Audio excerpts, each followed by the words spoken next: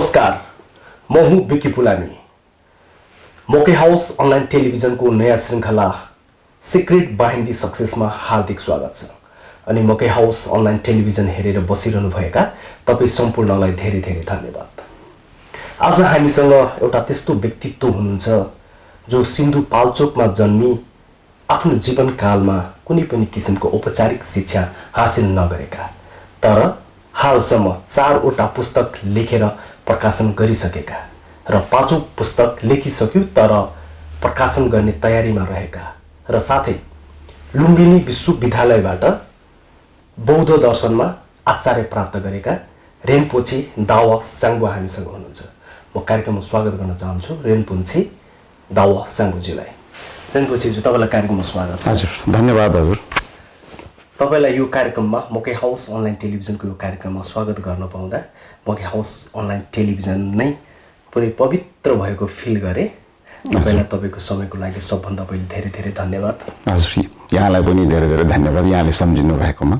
हामी हाम्रो यो वार्तालापलाई त हामी अगाडि बढाउने नै छौँ। हजुर, तर एउटा धर्मगुरु जसले एउटा दर्शनलाई डिप अध्ययन गरेका हुन्छन् हैन, त्यस्ता व्यक्तित्वबाट अहिलेको सिचुएसनमा जति पनि एउटा समुदाय मात्र नभइकन संसारको हरेक समुदायहरू चाहिँ फेस गरिरहेका छन्, लडाइँ गरिरहेका छन्, ब्याटलिङ नै भइरहेको छ। यो कोरोना महामारीबाट हामी कसरी मुक्त हुने भन्ने बारे अलिकति थोरै हजुरकै शब्दमा हजुरकै भाषामा प्रार्थना स्वरूप हजुर, यो कोरोना महामारी कस्तो, यो कोरोना महामारीको समय तपाईको लाइफ कस्तो चल्दैछ र साथै प्रार्थना पनि गर्दिन म अनुरोध गरेछु।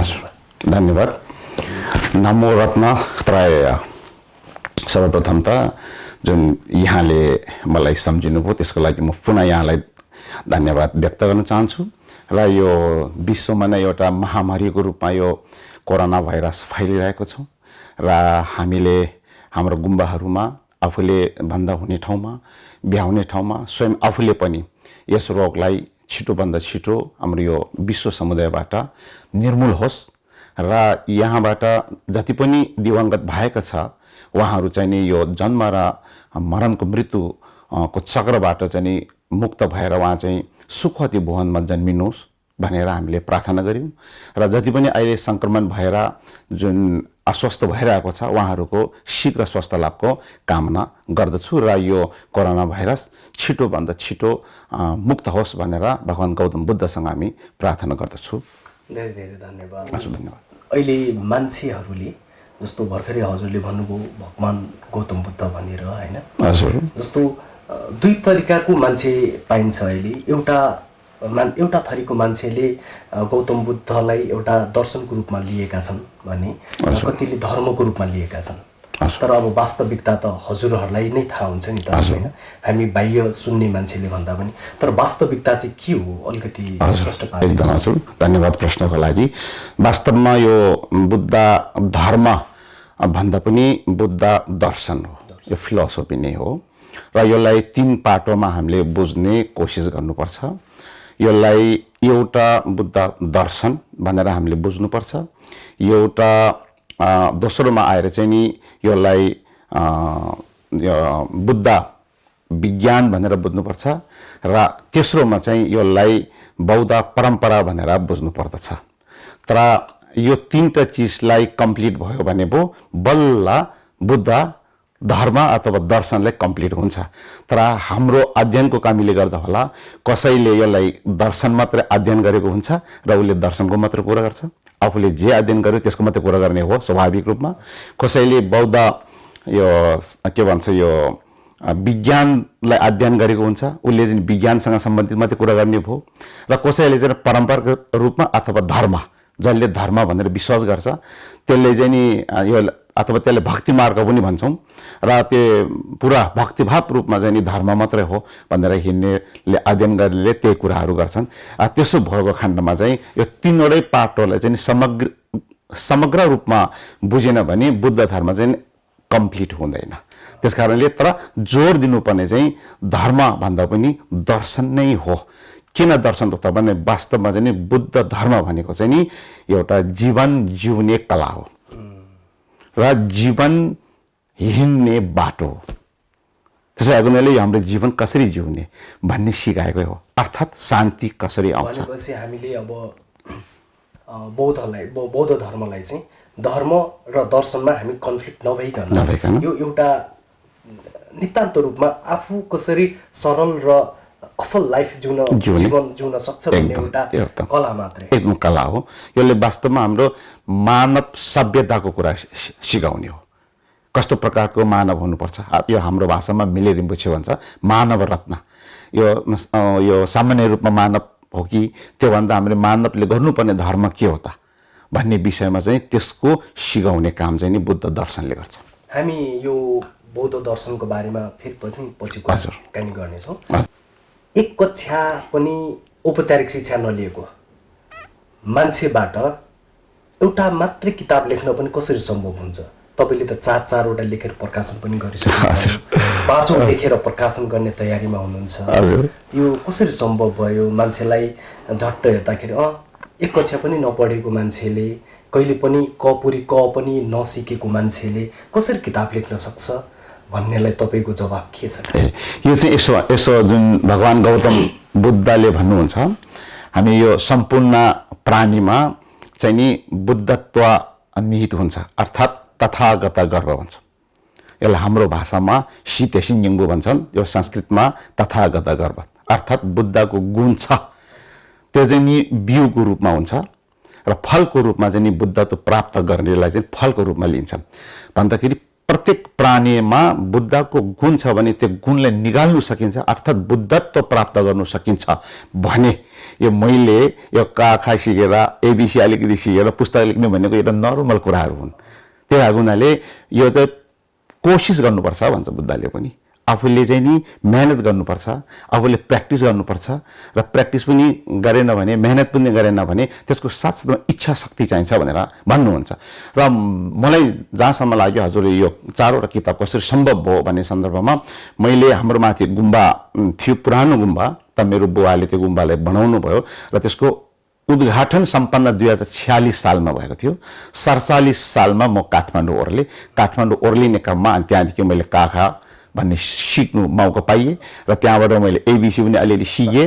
त्यसपछि म चाहिँ यो सामाजिक सङ्घ सङ्गठन र त्यसपछि जातीय सङ्घ सङ्गठन, त्यसपछि धार्मिक सङ्घ सङ्गठन र राष्ट्रिय र अन्तर्राष्ट्रिय स्तरको सङ्घ सङ्गठनहरूमा काम गर्ने मौका पाएको हुनाले यी सङ्घ सङ्गठनहरू चाहिँ मेरो विद्या मन्दिर जस्तो भयो। त्यहाँबाट चाहिँ मैले यो शिक्षाहरू प्राप्त गरेँ र कुनै ठाउँमा चाहिँ आफू अलिकति नेतृत्वमा पुगिसकेपछि मलाई चाहिँ नि प्रमुख अतिथि भनेर बोलाउन थाले अनि मैले टिचिङ दिनु थालेँ। अनि उहाँहरूले चाहिँ मलाई क्वेसन गर्नुभयो, तपाईँ आउनुहुन्छ, टिचिङ दिनुहुन्छ, फर्किनुहुन्छ काठमाडौँ, यस्तो हामीले त तपाईँले भनेको कुरा त सबै यहाँ दिमागमा राख्नु सक्दैन, किताब छैन भन्नुहुन्छ। जसले पनि किताब छैन भन्नुहुन्छ। अब किताब त छैन, हाम्रो नेपालीमा लेखेका छैन, तर हाम्रो लामा अक्षर अर्थात् सम्बोटा लिपिमा लेखिएका त छ। त्यो त पढ्नु आउने, त्यसको व्याख्या गर्नु नआउने प्राय जस्तोलाई। त्यो भएको हुनाले चाहिँ नि नेपालीमा उहाँहरूले खोज्नुभयो। अब आफूले प्र्याक्टिकल रूपमा गाउँमा गरेका कुराहरू मैले शिक्षा प्राप्त भने चाहिँ हाम्रो यो गुरुकुल परम्परा अनुसारको शिक्षा चाहिँ मैले प्राप्त गरेको हो। त्यसमा चाहिँ नि जस्तो यतापट्टि हामी हिन्दूहरूले पण्डितहरूले कर्मकाण्ड भन्ने गरे जस्तो चाहिँ हामी चाहिँ नि यो वंशज लामा भएको हुनाले चाहिँ नि गुम्बाको लामा हाम्रो जजमन हुन्छ। त्यसो भएको हुनाले हामीले त्यो कर्मकाण्डको विधिहरू चाहिँ हामीले सम्पन्न, जस्तो गुफा बस्ने कार्य भयो इत्यादि चाहिँ हामीले सिकेका थियो। त्यो एउटा चिज सिकेको हुनाले मलाई अरू सिक्नलाई मलाई त्यति साह्रो गाह्रो भएन।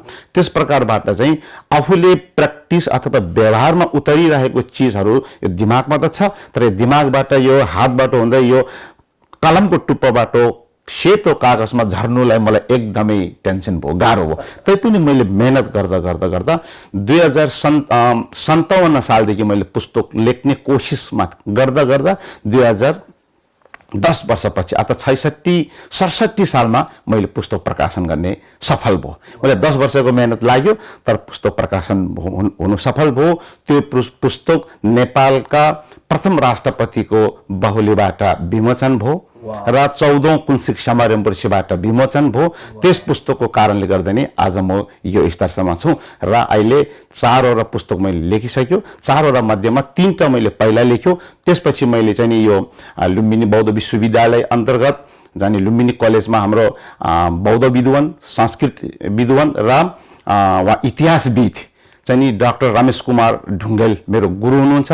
उहाँले चाहिँ एउटा कलेज इस्टाब्लिस गर्नुभयो जुन मास्टर लेभलको, र त्यहाँ चाहिँ पढाउने हाम्रो लोचावा जति पनि हाम्रो टिबेटियन रिम्बुछेहरूको भाषालाई अनुवाद गर्ने अथवा ग्रन्थहरूलाई अनुवाद गर्ने एकजना जुन पुण्य प्रसाद पराजुली भन्ने हुनुहुन्छ। उहाँ चाहिँ लोचावा भन्ने पदवी प्राप्त गरेको, अथवा अर्थात् लोक चक्षुपद भन्छ त्यसलाई संस्कृत भाषामा।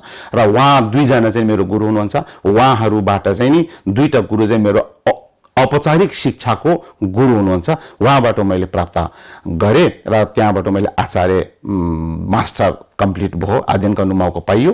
त्यसपछि मैले अर्को एउटा पुस्तक लेख्यो अनि 4वटा पुस्तक भयो। अब अहिले म चाहिँ जुन अमेरिकामा आइपुगेपछि चाहिँ 5औं पुस्तक लेखेर 99% कम्प्लिट भएर बसेका छौँ।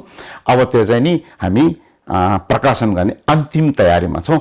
यस प्रकारले विधिवत रूपमा आफूले कोसिस, मेहनत, अभ्यास गरेर मैले यी पुस्तकहरू लेख्ने कार्य सम्पन्न भयो। भर्खरै तपाईँले भन्नुभयो होइन, लुम्बिनी विश्वविद्यालयबाट तपाईँले बौद्ध दर्शनमा आचार्य प्राप्त गर्नुभयो, मास्टर डिग्री, हाम्रो भाषामा भन्दाखेरि मास्टर डिग्री गर्नुभयो। औपचारिक शिक्षा नगरेको मान्छेलाई जस्तो कतिपय लिपिहरू मिलाउन गाह्रो हुन्छ नि होइन, जस्तै खाना खायो अथवा यो जति पनि कुराहरू एक अर्कासँग जुन लिङ्क गर्ने कुराहरू हुन्छ नि, जस्तो बोलाइ र लेखाइमा धेरै फरक हुन्छ। जहाँसम्म लाग्छ तपाईँलाई पनि जुन तपाईँले बौद्ध दर्शनमा आफूलाई आचार्य प्राप्त गर्दै गर्ने क्रममा धेरै किसिमका तपाईँलाई चाहिँ बाधा अडचन चुनौती स्ट्रगल भयो होला नि, त्यो निकै रमाइलो छ जस्तो लाग्यो। अलिकति बताइदिनु कस्तो रह्यो त्यो तपाईँको? हजुर, त्यो चाहिँ वास्तवमा त्यो मैले त्यो एउटा मेरो 2टा किताब चाहिँ अहिले फेमस छ। त्यो पहिला मैले आचार्य प्राप्त गर्नुभन्दा पहिला लेखेको एउटा समथिङ 400 पानाको एउटा पुस्तक छ। त्यो पुस्तक अघि नै मैले हजुरलाई जानकारी गरेँ, राष्ट्रपतिबाट विमोचन र हाम्रो 14औं कुन्सिक समारोह छे दुईजनाबाट विमोचन सम्पन्न भएको। र त्यो पुस्तकलाई आफूले पुस्तक लेख्यो, अब मिल्यो कि मिलेन होला, अघि हजुरले भने जस्तो कस्तो भयो होला, यो होइन, यो समीक्षा गर्नुपर्छ यो जस्तो मेरो मनमा लाग्यो। पछि अनि यो 5 जना जुन बौद्धिक क्षेत्रमा सफल हुने व्यक्तित्वहरूलाई मैले मेरो पुस्तक चाहिँ नि हरूलाई यो पुस्तक समीक्षा गरिदिनुहोस् भनेर मैले आग्रह गर्यो। एउटा हुनुहुन्छ प्रज्ञा प्रतिष्ठानका कुलपति बैरागी काइला, दोस्रोमा मेरै गुरु, त्यो बेलामा त गुरु होइन, त्यो बेला डाक्टर रमेश कुमार ढुङ्गेल, उहाँ इतिहासविद, संस्कृतविद र बौद्ध विद्वान हुनुहुन्छ।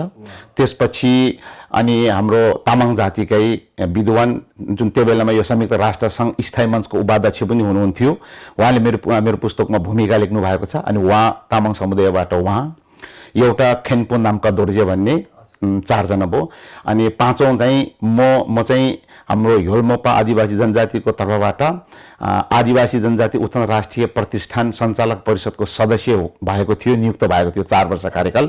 त्यो बेलामा नेपाल सरकार आदिवासी जनजाति उत्थान राष्ट्रिय प्रतिष्ठानबाट पनि 3 लाख रुपियाँ बजेट आएको थियो र त्यहाँबाट पनि एकजना विज्ञ समूहको तर्फबाट भनेर डाक्टर लाल राप्चा भन्ने, यी 5 जनालाई मैले पुस्तक हस्तान्तरण गरेर उहाँहरूले समीक्षा गर्नुभयो। र उहाँहरूको रिपोर्ट कस्तो आयो त भनेर भन्दा, तपाईँले लेख्नु भएको पुस्तक अरू लेखकले लेखेको जस्तै छ भनेर उहाँहरूले भन्नुभयो। एकदम खुसी लाग्यो, ए म जस्तो औपचारिक शिक्षा हासिल नगरेको व्यक्तिले लेखेको पुस्तक पनि ठिक भएछ भनेर म एकदम हर्षविभोर भयो, खुसी लाग्यो। त्यसको 1 वर्षपछि अघि नै जानकारी हो, लुम्बिनी बौद्ध विश्वविद्यालय अन्तर्गत सम्बन्धन प्राप्त लुम्बिनी कलेजमा चाहिँ नि मास्टर लेभलको डाक्टर रमेश कुमार ढुङ्गेलले ज्यूले चाहिँ नि क्लास सञ्चालन गर्नुभयो। अनि मैले उहाँलाई प्रस्ताव राखेँ, डाक्टर साहब तपाईँको कलेजमा म पढ्नु इच्छा लाग्यो भनेर मैले उहाँलाई भने, एउटा रमाइलो छ यो। अनि भन्दाखेरि उहाँले भने, ओ दावाजी अब तपाईँ त 1 कक्षा पनि पढ्नु भएको छैन, मेरो कलेजमा त BA कम्प्लिट भएका सर्टिफिकेट भएका व्यक्ति भयो, यहाँ चाहिँ नि भर्ना हुन्छ। अब तपाईँले पढ लेखेको छैन भनौँ भने तपाईँको 400 पानाको यत्रो बाक्लो किताब लेख्नु भएको छ, हामीले नै यो ठिक छ भनेको छ, यो त म एउटाले त भन्नु सकिँदैन, बोर्डमा छलफल गर्छु त्यसपछि तपाईँलाई खबर गराउँला भन्नुभयो। अनि मैले मौका दिनुभयो भने म पढ्छु है डाक्टर साहब भने मैले। त्यसपछि 1 हप्तापछि उहाँको फोन आयो, ल दावाजी बधाई छ भन्नुभयो। के को बधाई भनेर मैले सोद्धाखेरि, तपाईँ चाहिँ हाम्रो कलेजमा भर्ना हुनु पाउने भयो भनेर उहाँले भन्नुभयो। भर्ना मात्र होइन, तपाईँ जस्तो विद्यार्थीहरू चाहिँ नि स्कलरसिप पनि पाइयो भनेर भन्नुभयो। 50% स्कलरसिप पाइयो। त्यसपछि मैले भर्ना गऱ्यो अनि गयो अनि पढ्ने कोसिस गर्यो। अनि कोसिस गर्दा जुन मैले यतापट्टि बुद्धिज्म सम्बन्धमा त हामी यो कर्मकाण्ड गर्ने त यो गुरुकुल परम्पराको शिक्षा त मैले हासिल गरेको थियो। त्यसले नै अलिकति यतातिर लिपिबद्ध गर्न मिलाउँदाखेरि मलाई पछि पढ्दै जाँदा त्यति चाहिँ मलाई अप्ठ्यारो भएन।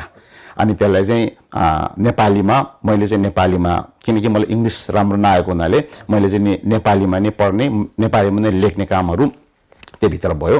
अनि त्यहाँ चाहिँ नि सम्बोटा लिपि पढाइ हुँदाखेरि त मलाई यति साह्रो गाह्रो भएन, किनकि पहिले आफूले पढिरहेको हुनाले यति साह्रो गाह्रो भएन। यी दुईटालाई मिलाउँदाखेरि हाम्रो 2 वर्ष जुन कोर्स थियो, 2 वर्षमा मलाई यति साह्रो गाह्रो महसुस त भएन।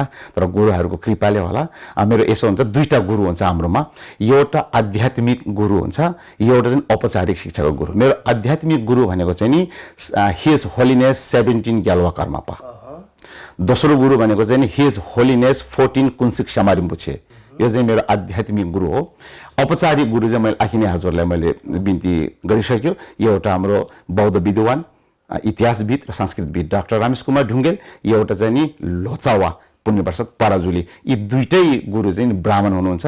र पहिलेको हाम्रो बुद्धिस्टको हिस्ट्रीहरू हेर्ने हो भने पहिलाको महासिद्धहरू, महाविद्वानहरू सबै ब्राह्मणै थिए।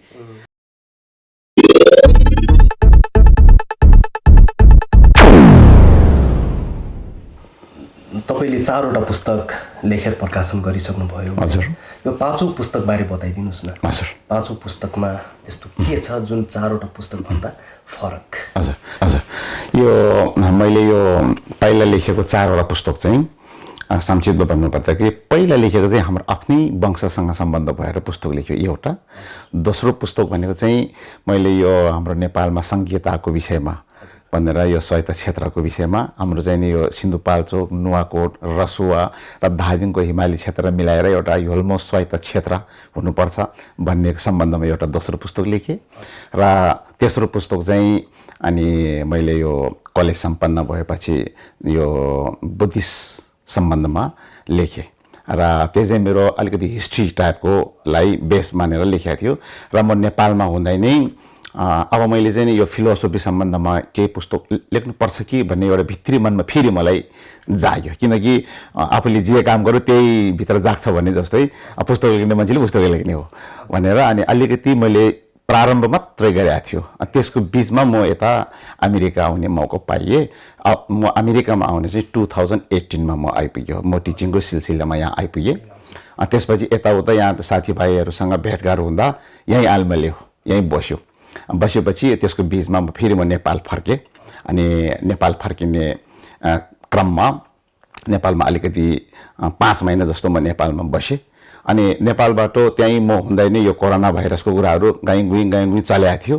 त्यसपछि म यता आएँ। अनि यहाँ आइसकेपछि ठ्याक्कै लकडाउन सुरु भयो। अनि यहाँ रूपमा थन्कियो। अनि थन्किँदाखेरि यो मैले यो 2018देखि यो कोरोना आउनेको बिचमा चाहिँ अब म परम्परागतदेखि पहिला हामी वंशजै लामा भएको हुनाले जहाँ पनि आफ्नो यो कर्मकाण्डहरू यहाँ चाहिँ नि हाम्रो योल्मोपा समुदाय, शेर्पा समुदाय, तामाङ समुदाय र गुरुङ समुदायहरूसँग 2 वर्ष मेरो धेरै राम्रो चिनजानहरू भयो।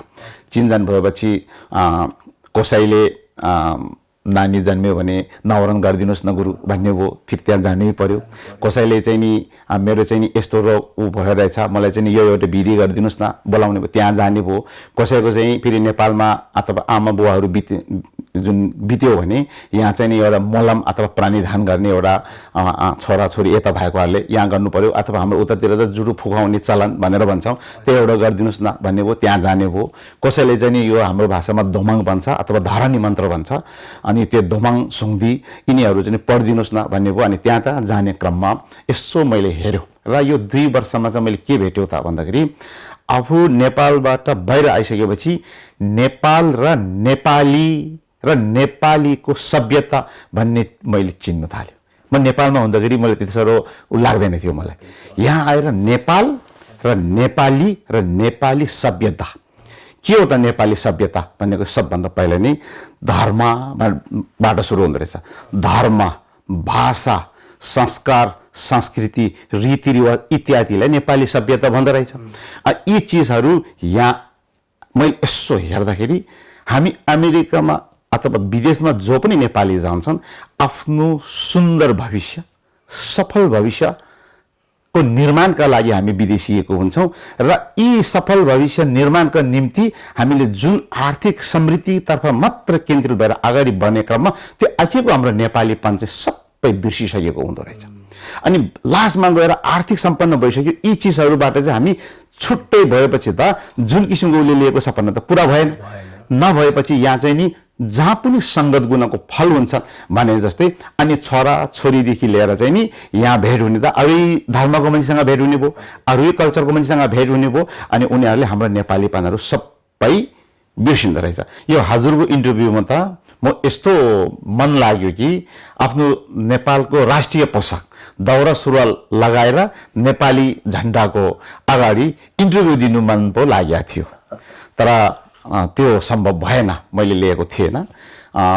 यस कारणले हामी नेपालबाट बाहिर अथवा विदेशमा भइसकेपछि आफ्नो नेपाली सभ्यता भन्नाले नेपालको धर्म भाषा संस्कार संस्कृति आदिलाई नेपाली सभ्यता भन्ने भयो। त्यो भनेको एउटा धर्म भन्ने बित्तिकै यहाँ चाहिँ हिन्दू धर्म अथवा हिन्दू धर्म पनि त्यसलाई वैदिक धर्म भन्छ, पहिला वैदिक धर्म र त्यसपछि बुद्ध धर्म, यी दुईटा धर्मलाई चाहिँ हामीले नेपाली सभ्यताभित्रको धर्महरू मान्छौँ।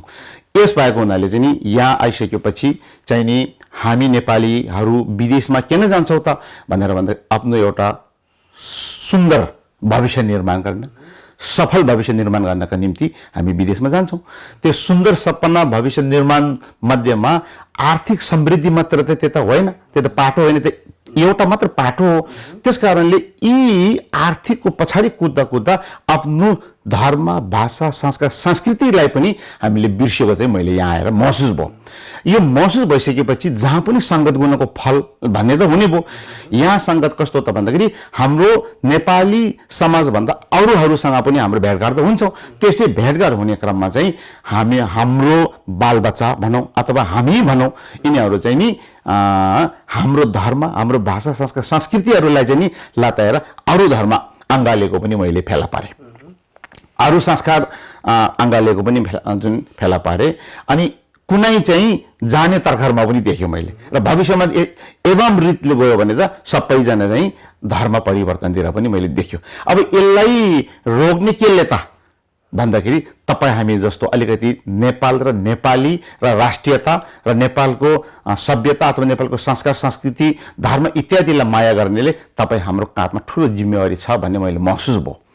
यस कारणले गर्दाखेरि यी चिजहरूलाई अगाडि बढाउनको लागि टिचिङ दिएर अथवा मान्छे भेटेर भन्नुलाई त मैले यहाँ असम्भव देख्यो। किन भन्दाखेरि यहाँ एकदमै बेफुर्सली त्यो ठाउँ रहेछ।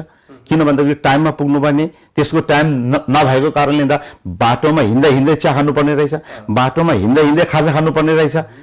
अच्छा हामी यो गाडी चलाउनेहरू त बाटोमै सुत्दो रहेछ, 1 घन्टा 2 घन्टा बाटोमै सुत्ने हो। यस्तो ठाउँ चाहिँ बेफुर्सदले ठाउँ भएको हुनाले मान्छेलाई टिचिङ दिएर भेटेर सम्भव देखिएन। अर्को ठुलो ठुलो गुरुहरू यहाँ आउनु हुँदो रहेछ, टिचिङ दिनुहुँदा यहाँ त फेरि टिकट सिस्टम हुँदो रहेछ। अनि टिकट दिएर मान्छेले त ज्ञानवर्धक कुराहरू त पैसा तिरेर त कोही पनि सुन्दैन, यहाँ फ्रीमा त सुन्दैन भने पैसा तिरेर सुन्ने कुरो पनि भएन। आफ्नो काम पनि छोड्नुपर्ने पैसा पनि तिर्नुपर्ने भने त्यहाँ पनि मैले सम्भव देखेन।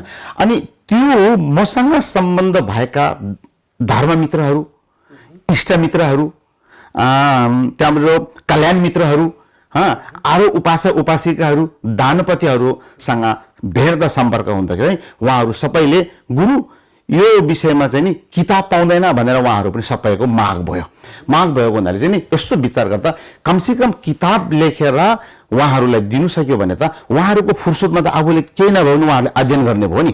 अध्ययन गर्दाखेरि केही न केही न बुझ्छ त्यो त, त्यो ज्ञानवर्धक हुन्छ।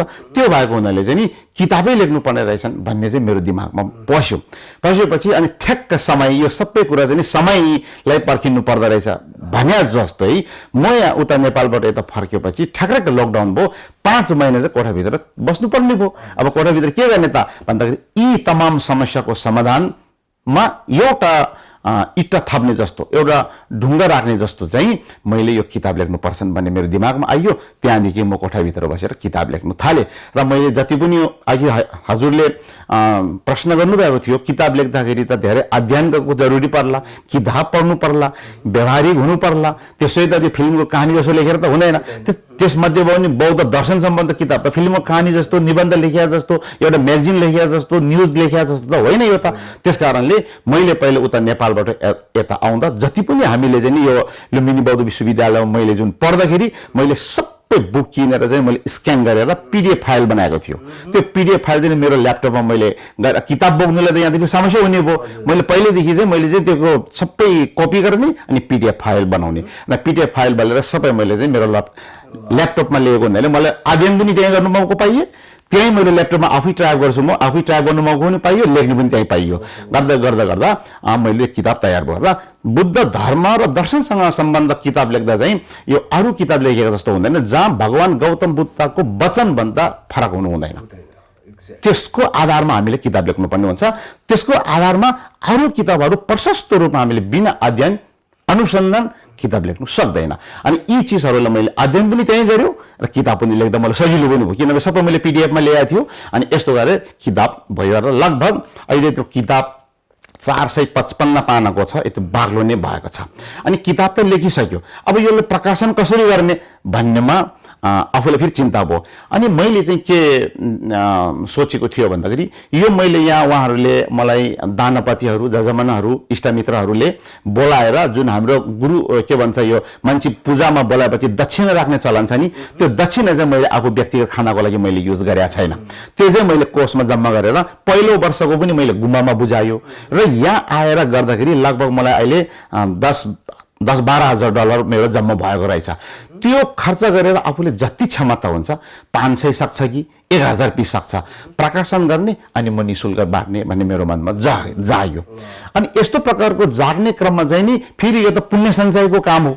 हाम्रो बुद्ध धर्ममा दुईवटा पुण्य हुन्छ, एउटा ज्ञान, एउटा चाहिँ नि के भन्छ यो दुईटा पुण्य, एउटा स्वनमकी छोक भन्छ हाम्रो भाषामा, एउटा चाहिँ हिसीको छोक भन्छ। पुण्य सम्बर र ज्ञान सम्बर भन्ने दुईटा हुन्छ र यस्तो प्रकारको कार्यहरू चाहिँ पुण्य सम्बरभित्र पर्छ। र पुण्य सम्बर चाहिँ आफू मात्रै पुण्य सम्बर गर्छु अरूले चाहिँ गर्नु पाउँदैन भन्ने त फेरि यो बुद्ध धर्मको सिद्धान्त अनुसार हुँदैन। आफूले यस्तो गरेको बापतमा अरूले पनि भन्यो भने उसको पनि त पुण्य सम्बर हुन्छ, त्यो मौका त उनीहरूले पनि दिनुपर्छ भनेर फेरि मैले भेटघाट हुने क्रममा चाहिँ हाम्रो के भन्छ यो छिन्ताक भन्छौँ त्यसलाई चाहिँ दानपतिहरू अनि कुनै चाहिँ नि धर्ममित्रहरू, कुनै इष्टमित्रहरूलाई मैले यस्तो प्रकारको काम गर्यो, यस्तो यस्तो काम गर्दै गयो, तपाईँहरूको पनि यहाँ केही पुण्य सञ्चय होस्, यसका निम्ति तपाईँहरूले पनि यसमा के हो त सहयोग गर्दा कसो होला भनेर मैले प्रस्ताव राख्दा यो धेरै अति उत्तम, यो धेरै उत्तम काम हो। हजुरले कर्मकाण्डबाट जति पनि दक्षिणा भएर जम्मा गरेको छ त्यो गुम्बामै दिनुहोस्, यो पुस्तकमा लगानी नगर्नु। यो पुस्तक त कुनै करोडौँ डलरको त होइन, लाखौँ डलरको त होइन, यो त हजारको कुरो रहेछ। यो त हामी 10-12 जना मिल्दाखेरि त यो पुस्तक त प्रकाशन हुनु सक्ने रहेछ। त्यस कारणले चिन्ता नगर्नुहोस् रिम्पुछेज्यू अथवा गुरुज्यू अथवा लामाज्यू भन्ने भयो, हुन्छ यो हामी व्यवस्थापन गर्छौँ भनेर एकले एक गर्दा गर्दा अहिले एकदम राम्रो भइरहेको छ।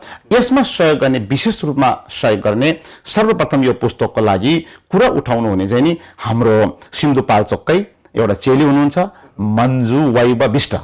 उहाँले पहिलोचोटि चाहिँ नि यो पुस्तकको लागि धेरै पुस्तक राम्रो लेख्नु भयो रहेछ। म यो पुस्तकको लागि 1005 म डोनेसन गर्छु भनेर मैले माग्दै नमानिकन उहाँले स्वतः स्फूर्त रूपमा उहाँले चाहिँ डोनेट गर्नुभयो। त्यसको सिलसिलामा नेपालबाट एउटा रिम्पुछे आउनु भएको थियो, दोर्जे लोबिन रिम्पुछे टासी छिरिङ शेर्पा भन्ने, उहाँले पनि यो पुस्तकको विषयमा जानकारी प्राप्त भयो रहेछ। उहाँ त यहाँ बस्नुहुन्न, उहाँ त नेपालमा बस्नुहुन्छ। म नेपालमा बस्यो भने यो तपाईँले चाहिँ एकदम राम्रो काम गर्नुभयो, यसको लागि म नेपालको तर्फबाट उता नेपालैबाट म पैसा पठाउँछु भनेर $160 उहाँले नेपालबाट आशीर्वाद स्वरूप पठाउनु भयो रहेछ। यस्तो गरेर जम्मा हुँदै हुँदै अनि मन्जु विष्टबाट त्यहाँबाट भयो। त्यसपछि चाहिँ नि अनि यो पुस्तकको विषयमा अनि हाम्रो एकजना दानपति जुन छिन्ताकला दावा शेर्पा भन्ने एउटा चाहिँ उहाँ एउटा समाजसेवी हुनुहुँदो रहेछ, ठोप्के समाजको सदस्य हुनुहुँदो रहेछ। अनि उहाँसँग सम्बन्ध भयो। अनि अहिले उहाँले चाहिँ हाम्रो यहाँ चाहिँ तामाङ सोसाइटी अफ अमेरिकाको पूर्व महासचिव अमरज्यू चाहिँ नि दिवंगत हुनुभयो। उहाँ दिवंगत हुनेको सम्पूर्ण कर्मकाण्ड म आफैले गरेँ र उहाँले चाहिँ नि उहाँको नाममा $10,055 यो पुस्तकको लागि उहाँले चाहिँ नि चढाउनु भएको छ। अनि त्यसपछि चाहिँ नि अस्ति उहाँकै पहल कदमीमा यहाँ चाहिँ नि गिरिजा प्रसाद कोइराला फाउन्डेसन भन्ने एउटा संस्था हुनुहुँदो रहेछ। उहाँहरूसँग मेरो भेटघाट गराइदिनु भयो र हाम्रो मिटिङ एकदम सहज वातावरणमा मिटिङ सम्पन्न भयो। त्यसमा हाम्रो पूर्व तामाङ सोसाइटी अफ अमेरिकाका अध्यक्ष इन्द्रबहादुर तामाङज्यू पनि उपस्थित हुनुहुन्थ्यो। त्यसै गरी अर्को हाम्रो चाहिँ नि ख्यालसुम्दो सङ्घका पूर्व अध्यक्षज्यू लगायतका प्रतिनिधिहरूको बिचमा हाम्रो एउटा बैठक सम्पन्न भयो। त्यो बैठकमा त्यो जेबी कोइराला फाउन्डेसनका अध्यक्ष सोमनाथ घिमिरेज्यू हुनुहुँदो रहेछ। उहाँसँग परिचय राम्रो भयो र यो हाम्रो नेपाल र नेपालीको तर्फबाट चाहिँ यो चाहिँ अब यो सानो घेराभित्र नराखिकन गुरु यसलाई चाहिँ हाम्रो अमेरिकामा बस्ने नेपालीहरूको तर्फबाट प्रकाशन गर्ने भन्ने नाम पाडौँ। त्यसकारणले योलाई चाहिँ विमोचन पनि यही अमेरिकामै न्युयोर्कमै गरौँ भन्ने प्रस्ताव पनि आइयो। अनि त्यसको लागि यो पुस्तक तपाईँहरूको योजना कति छाप्ने छ भनेर उहाँले मलाई प्रश्न गर्नुभयो। यो चाहिँ अहिले हाम्रो बजेट त धेर त छैन, हामीले चाहिँ सक्यो भने बजेट उठाउन सक्यो भने 5,000 पिससम्म छाप्ने चाहिँ नि योजना छ भनेर मैले भनिदिएको। ल त्यसो भए तपाईँहरूको 5,000 रहेछ, हाम्रो फाउन्डेसनको तर्फबाट चाहिँ 5,000 पिस चाहिँ निःशुल्क छापिदिन्छु भनेर अहिले चाहिँ हाम्रो 10,000 पिस चाहिँ निःशुल्क छाप्ने भन्ने भयो। त्यसपछि एउटा कामबाट अर्को काम बन्दै जान्छ भन्ने चाहिँ एउटा हाम्रो बुद्ध धर्मको एउटा फिलोसफी छ। त्यसलाई चाहिँ नि 12वटा प्रतीत्य समुत्पात भनेर भन्छौँ, हाम्रो भाषामा टेन्डर हेर्लाक चुनियो भन्छ। यसको कारणले यो भएको भन्ने जस्तै यहाँ पनि त्यो हो। एउटा त्यो मैले पुस्तक लेखेको कारणले गर्दाखेरि अरूहरूले पैसा हाल्दै बढ्दै गयो। यसलाई अब हामी जति पनि यो अमेरिकामा बस्नु भएका नेपालीको तर्फबाट यो पुस्तक प्रकाशन हुने भन्ने भएको छ। अब यहाँबाट प्रकाशन भएपछि यो पुस्तकलाई चाहिँ अब हामीले डोनेसन अथवा यसको धर्मदान भन्छौँ, दान रकम प्राप्त हुन्छ। त्यो दान रकमको माध्यमबाट त्यसको क्वान्टिटी चाहिँ अब वृद्धि हुँदै जाने भयो, बढ्दै जाने भयो। जति दान उड्दै गयो त्यति नै यसको क्वान्टिटी बढ्दै जाने भयो। अहिले हाम्रो 10,000 पिससम्म छ। त्योभन्दा बढी हामीले चाहिँ दान प्राप्त भयो भने हामीले चाहिँ नि 15,000 पनि हुनसक्छ, त्यसको हामी 20,000 पिस पनि हुनसक्छ। यसरी प्रकाशन भएको पुस्तकलाई चाहिँ नि उदाहरणका लागि हामीले इङ्ल्यान्डमा छ नेपाली, फ्रान्समा पनि हुनसक्छ, जर्मनीमा छ, संसारभरको नेपालीहरूको हितमा राखेर चाहिँ नि जसले पढ्ने इच्छा व्यक्त गर्छ त्यसको हातमा एउटा पुस्तक निःशुल्क पुगाउँ भन्ने एउटा अभियान चाहिँ मैले सञ्चालन गरेको छ। यस प्रकारको अभियानमा सबै नेपाली समुदायले यसमा साथ दिनुभएको छ, डोनेसन गर्नुभएको छ। म यही हजुरको टेलिभिजन मार्फत चाहिँ उहाँहरू सबैलाई मेरो हृदयदेखि नै धेरै धेरै धन्यवाद आभार प्रकट गर्न म चाहन्छु।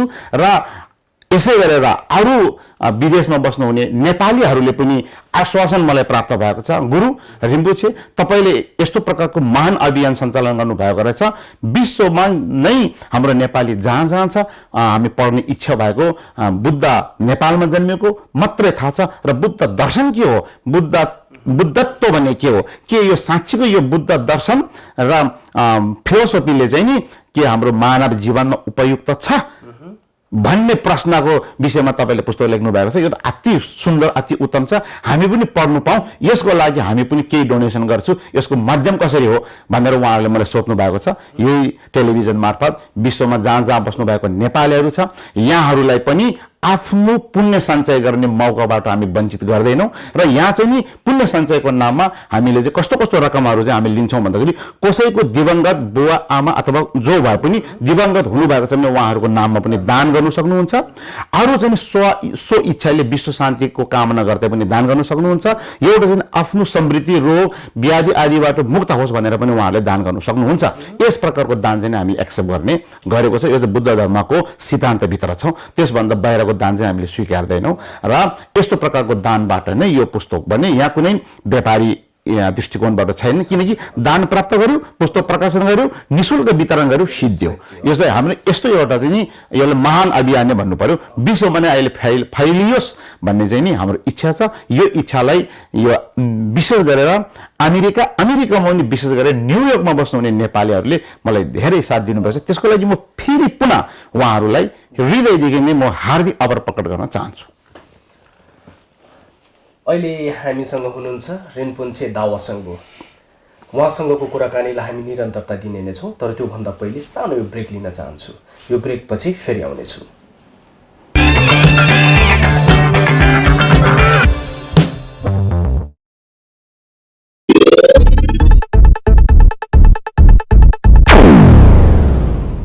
एउटा असल सोच अनि असल कदम, त्यो कदम समर्पण हुनेछ सकारात्मक परिवर्तनको लागि। एक छोटो ब्रेकपछि पुनः स्वागत गर्न चाहन्छु कार्यक्रम सिक्रेट बिहाइन्ड द सक्सेसमा। आजको यस कार्यक्रममा हामीसँग हुनुहुन्छ आफ्नो जीवनकालमा औपचारिक शिक्षा उहाँले कहिले पनि हासिल गर्नु भएन, तर पनि 4वटा पुस्तक लेखेर प्रकाशन गर्न सम्भव हुनुभयो। त्यतिमा मात्र सीमित नरहिकन लुम्बिनी विश्वविद्यालयबाट बौद्ध दर्शनमा आचार्य प्राप्त गर्नुभयो। हामी हाम्रो सरल भाषामा मास्टर डिग्री भन्छौँ। त्यही व्यक्तित्वसँग अहिले हामी कुराकानी गर्दैछौँ। रिनपुन्छे दावा साङ्गो, तपाईँलाई पुनः स्वागत छ। हजुर, धन्यवाद हजुर। हामी कार्यक्रमको अन्त्यमा छौँ। हजुर, कार्यक्रमको अन्त्यमा जाँदा जाँदै म तपाईँलाई 2वटा प्रश्न राख्न चाहन्छु। हजुर, जस्तो 2015मा महाभूकम्प गयो हैन? महाभूकम्पमा धेरै तपाईको नेपालको धेरै भागहरूलाई चाहिँ असर गर्यो त्यसले। विशेष गरी गोर्खा, सिन्धुपाल्चोक, काठमाडौँको विभिन्न भागहरू हैन, त्यसमा धेरै मठ मन्दिरहरू पनि परेको छ। त्यसमध्ये गुम्बा पनि धेरै परेको छ। भनेपछि त्यो गुम्बा संरक्षणको निमित्त हैन नेपाल सरकारबाट कस्तो किसिमको पहल चालिँदैछ र तपाईँ यहीँबाट नेपाल सरकारलाई के भन्न चाहनुहुन्छ? हजुर, एकदम राम्रो क्वेसन राख्नुभयो। सर्वप्रथम 2072 सालको भूकम्पले विशेष गरेर हाम्रो नेपालको 14वटा जिल्लामा प्रभावित पर्यो। 14वटा जिल्लामा 1400वटा गुम्बाहरू भत्क्यो र त्यो गुम्बाहरू चाहिँ नि पुनर्निर्माण हुनुपर्छन् भन्ने सबैको माग थियो र नेपाल सरकारले त्यो गुम्बाहरूको डाटा सङ्कलन गर्ने र ऐतिहासिक गुम्बा कुन रहेछ, तात्विकसँग सम्बन्धित भएको गुम्बाहरू कुन रहेछ भन्ने कुराहरूको लेखाजोखा गर्ने कार्यहरू सुरु गर्नुभयो भन्ने कुरा हामीले थाहा पायो। त्यसै क्रममा चाहिँ त्यो 1400वटा गुम्बा मध्येबाट चाहिँ 15वटा गुम्बा चाहिँ नेपालको सरकारबाट सूचीकरण गरियो ऐतिहासिकताको आधारमा र पुरातात्विकको आधारमा भन्ने कुराहरू चाहिँ नि उहाँहरूले सार्वजनिक गर्नुभएको छ र यी गुम्बाहरू चाहिँ नि विशेष गरेर नेपाल सरकारको लगानीमा पुनर्निर्माण गरिने भन्ने पहिलो चरणको र सेकेन्ड चरण, पहिलो चरण, दोस्रो चरण, थर्ड चरण भनेर उहाँहरूको चरणबद्ध रूपमा सबै गुम्बाहरू निर्माण गर्ने योजना छ भन्ने चाहिँ हामीले थाहा पाएको छ। त्यो भएको हुनाले नेपाल सरकारलाई मेरो एकदमै धन्यवाद छ। किन भन्दाखेरि जुन यसरी यी सम्पदा भनेकोहरू चाहिँ नि चाहिँ हाम्रो नेपालको सम्पत्ति हो र नेपालको सम्पत्ति भनेकोले नेपाल सरकारले संरक्षण गरेन भने त्यो त व्यक्तिले त सम्भवै हुँदैन र यी 15वटा सूचीकरण गरेको गुम्बाभित्र पनि मेरो गुम्बा चाहिँ नि योल्मो क्षेत्र अन्तर्गत सिन्धुपाल्चोक 5 पोखरी थाङपाल गाउँपालिका वडा नम्बर 1 मा पर्छ। मेरो गुम्बाको नाम चाहिँ योल्मो कन्जिङ सेटुबिलिङ हो र यी गुम्बा चाहिँ लगभग 200 चन्जुन वर्ष पुरानो र पुरातात्विक गुम्बा हो र यी गुम्बा भएको हुनाले त्यो 15 गुम्बा भित्र परेको छ र यी 15वटा गुम्बा भित्र परेको हुनाले नेपाल सरकारबाट पुनर्निर्माण गर्ने कार्य प्रारम्भ गर्ने र त्यसै नि अन्तिम चरणमा पुगेको छ भन्ने जानकारीहरू चाहिँ हामीले प्राप्त भएको छौँ र म नेपाल सरकारलाई धेरै धेरै म धन्यवाद व्यक्त गर्न चाहन्छु। कार्यक्रमको अन्त्यमा जाँदै तपाईँलाई राख्नै मन लागेको कुरा केही छ भने तपाईँले हाम्रो यसै अनलाइन टेलिभिजनको मार्फतबाट राख्न सक्नुहुन्छ। सबभन्दा पहिले त यहाँको अनलाइन टेलिभिजन र तपाईँको टिमलाई, विशेष गरेर तपाईँलाई हार्दिक धन्यवाद व्यक्त गर्न चाहन्छु र सर्वप्रथम हामी अहिले म पनि अमेरिकामा छु र अमेरिकामा बस्नुहुने सबै नेपाली दाजुभाइ तथा दिदीबहिनी र यसै गरी अन्य देशहरूमा जस्तै इङ्ल्यान्डमा, फ्रान्समा, अस्ट्रेलिया, इजरायल, जापान, कोरिया इत्यादि सबै ठाउँमा बस्नुहुने नेपालीहरूको माझमा र यहाँहरूलाई म यति अनुरोध गर्न चाहन्छौँ, यहाँहरूले विशेष रूपमा हामीले यहाँ पुस्तक लेख्ने र प्रकाशन गर्ने एउटा र निःशुल्क वितरण गर्ने एउटा महाअभियान सञ्चालन गरेका छौँ हाम्रो टिमले, र यी अभियानलाई सफल बनाउनका निम्ति यहाँहरूको सहयोग बिना हामी सफल हुन सक्दैनौँ। र हाम्रो उद्देश्य भनेको निःशुल्क पुस्तक वितरण गर्ने हो, र हामीले निःशुल्क वितरण गरेको पुस्तकलाई यहाँहरूले अध्ययन गरेपछि हाम्रो नेपाली भगवान गौतम बुद्ध र बुद्धको दर्शनको विषयमा यहाँहरूले जानकारी पाउँदै हुनुहुन्छ। र बुद्ध मात्रै नेपालमा जन्मेको होइन, त्योभन्दा पनि पहिलाको बुद्धहरू पनि नेपालमा जन्मेका छ, यी विषयमा पनि मैले यहाँ समावेश गरेको छ। यी तमाम बुद्ध यहाँ चाहिँ नि सुरुदेखि इन्डिङसम्मको बुद्धिज्मको संक्षिप्त रूपमा चाहिँ नि तयार पारेको पुस्तक भएको हुनाले पक्कै नै लाभदायी हुनेछ भन्ने मैले पूर्ण विश्वास लिएको छु। र यहाँहरू सबैलाई चाहिँ नि यो अभियानमा जुट्न हुनका निम्ति म यही तपाईँको टेलिभिजन मार्फत हार्दिक अनुरोध गर्न चाहन्छु। धन्यवाद। धेरै धेरै धन्यवाद। हजुर, रेनपो अब यसो गरौँ तपाईँ आएर हाम्रो यो कार्यक्रम पवित्र भएको महसुस गरेको छु। हजुर, तपाईँको समयको लागि धेरै धेरै धन्यवाद। हजुरलाई पनि धन्यवाद। हामी फेरि पछि जोडिनेछौँ। हजुर, भवतु सर्वमङ्गलम। आजको यस एपिसोडमा सिक्रेट बिहाइन्ड द सक्सेसको यो एपिसोडमा हामीसँग हुनुहुन्थ्यो आचार्य गुरु। हामी जुनसुकै एउटा सम्माननीय शब्दले उहाँलाई पुकार्न सक्छौँ, आग्रह गर्न सक्छौँ, उहाँलाई हामी बोलाउन सक्छौँ। रेनपोछे दाओ साङ्गज्यू हुनुहुन्थ्यो। उहाँ एक कक्षा पनि कहिले पनि कक्षा भनौँ न औपचारिक शिक्षा भनौँ, तर हामी ठाडो भाषामा भन्दाखेरि एक कक्षासम्मको पनि शिक्षा हासिल नगरेका, जसले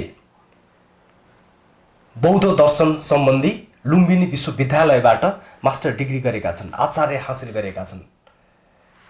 उही व्यक्तित्वसँगको कुराकानी थियो। पुनः हामी उहाँको समयको लागि सम्पूर्ण मकै हाउस अनलाइन टेलिभिजन टिम धेरै धेरै धन्यवाद व्यक्त गर्दै सिक्रेट बिहाइन्ड द सक्सेसको यो कार्यक्रमबाट म बिकी पुलामी बिदा लिन चाहन्छु। पुनः अर्को एपिसोडमा भेट्ने नै छु। त्यतिन्जेलसम्मको लागि मलाई बिदा दिनुहोस्। हस्त नमस्ते, शुभ दिन, शुभरात्रि।